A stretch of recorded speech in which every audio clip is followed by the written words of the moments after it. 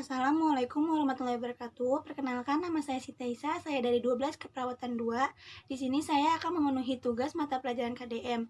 Yang pertama, saya akan menjelaskan pengertian obat. Yang kedua, cabang ilmu farmakologi. Yang ketiga, 12 benar pemberian obat. Yang keempat, rute pemberian obat. Dan yang kelima, penggolongan obat.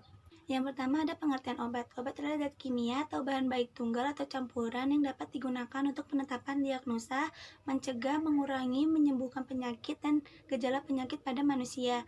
Selanjutnya itu ada cabang ilmu farmakologi. Yang pertama itu ada farmakologi klinik, yaitu studi tentang obat. Yang kedua ada farmakognasi, mempelajari sifat-sifat tumbuhan yang merupakan sumber obat.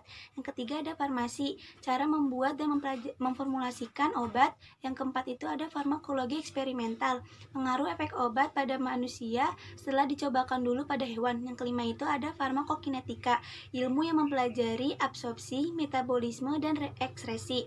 Selanjutnya itu yang keenam ada farmakoterapi, yaitu cabang ilmu yang berhubungan dengan penggunaan obat dalam pencegahan dan pengobatan penyakit. Selanjutnya yang ketujuh itu ada farmakodinamik, cara kerja obat.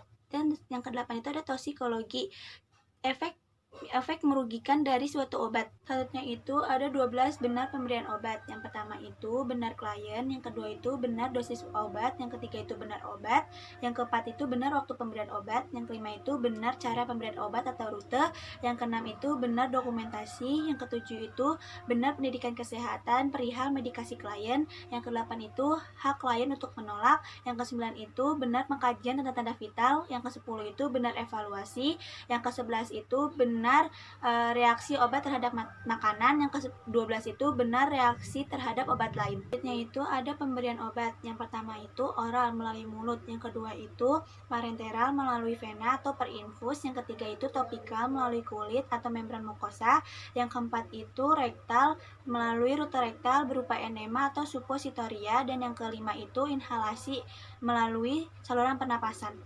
Selanjutnya itu ada penggolongan obat. Yang pertama itu ada obat bebas, yaitu dijual bebas di warung, toko obat, dan apotik. Contohnya itu paracetamol, vitamin C, dan asetol. Yang kedua itu ada obat bebas terbatas, yaitu termasuk obat keras tetapi masih dapat dijual dan atau dibeli bebas tanpa resep dokter dan disertai dengan tanda peringatan.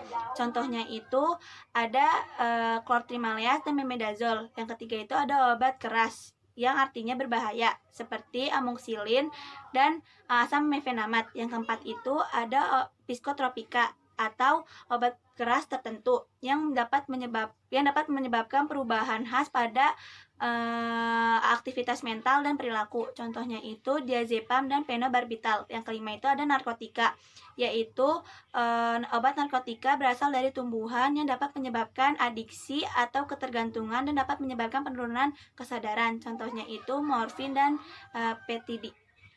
Sekian dari saya, kurang lebihnya mohon maaf. Wassalamualaikum warahmatullahi wabarakatuh.